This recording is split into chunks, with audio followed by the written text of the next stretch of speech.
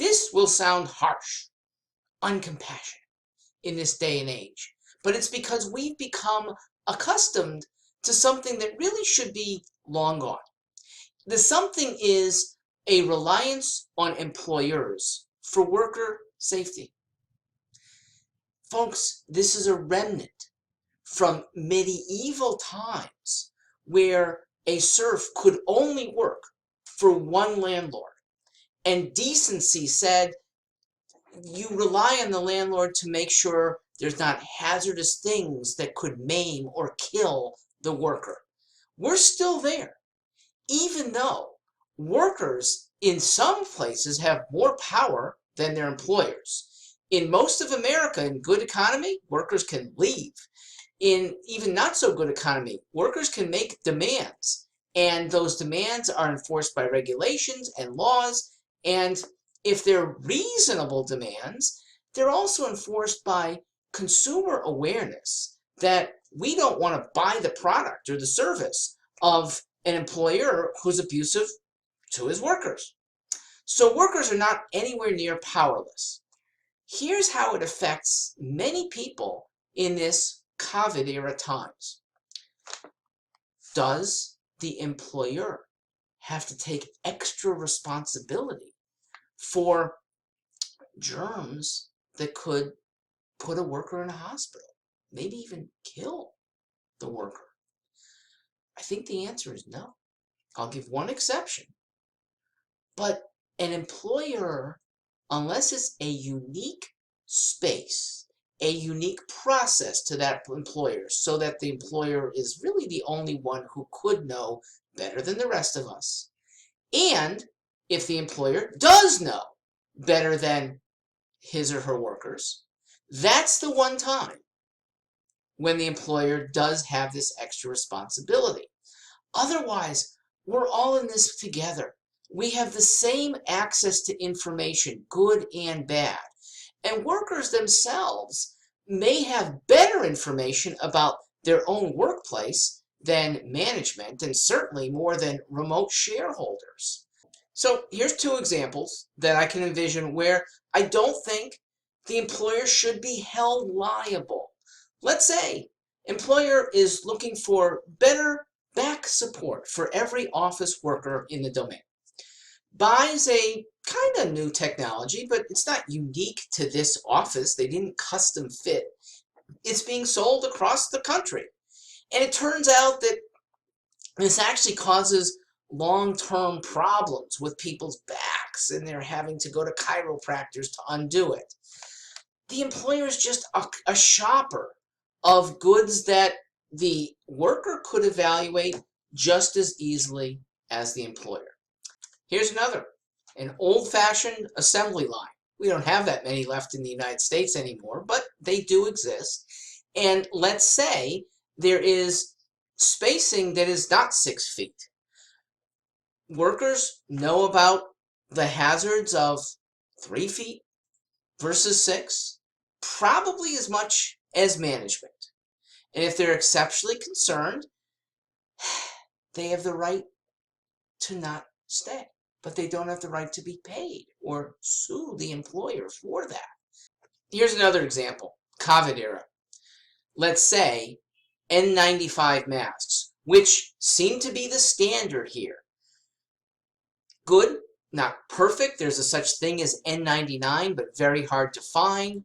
Maybe slightly better, but N95 seems to be what the best protected workers are using, be it in state government or private. And let's say they weren't good enough. That for a certain type of person, maybe somebody who already has respiratory ailment, they weren't good enough to protect against COVID. Employees get hospitalized. We've all bought them, okay? This is standard operating procedure. Don't think the workers can go back and sue the employer for something that nobody knew any better. Now, here's the other side of the coin, where it is a unique business. Let's say there's a smelting plant, and a certain type of chemical is regularly released in very small proportions, but now that COVID, the viruses are around, maybe management learns, gee, they actually latch on, the viruses, to some of these particles, and they linger a lot longer than our average COVID particle that's going to die. Well, if they don't tell the workers and then they do get sick, then it is a cause for liability. So maybe a bigger question, what can a worker do when this is your job and staying home and saying, I refuse to go to a place that seems dangerous, means you're not going to be able to keep your job? This too is a remnant of looking only to an employer as your only livelihood. We have built things up to make it a dicey proposition. If pensions travel with one employer, if healthcare travels with one employer, then it's more than just a wage.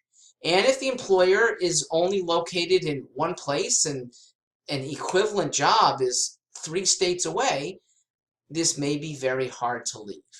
I have said for decades, literally decades, that employment should not be looked at as a necessity.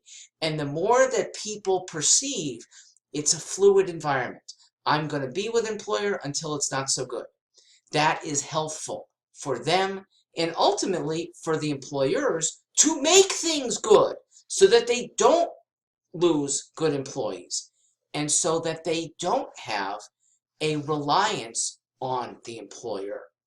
Final element. What about when the government certifies that the employer's procedures are good and they're wrong?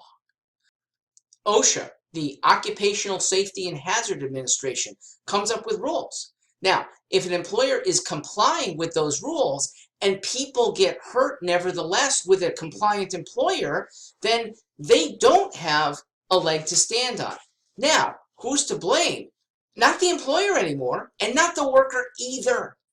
OSHA has taken itself to a higher level, keeping employer and employee from making as good decisions about their workplace as they could.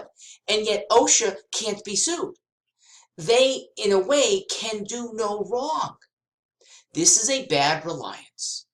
Take the government out of the equation. Don't rely on them because they are the least able to really assess the health and safety of an environment and the least incentivized to do it right. Back to libertarian principles. Agreements between workers and employers are best arrived at with no intermediaries. We have equal power, we have fair power, and we have dual coincidental ways of making it better for ourselves. That's the way we should look at it, especially in the COVID era.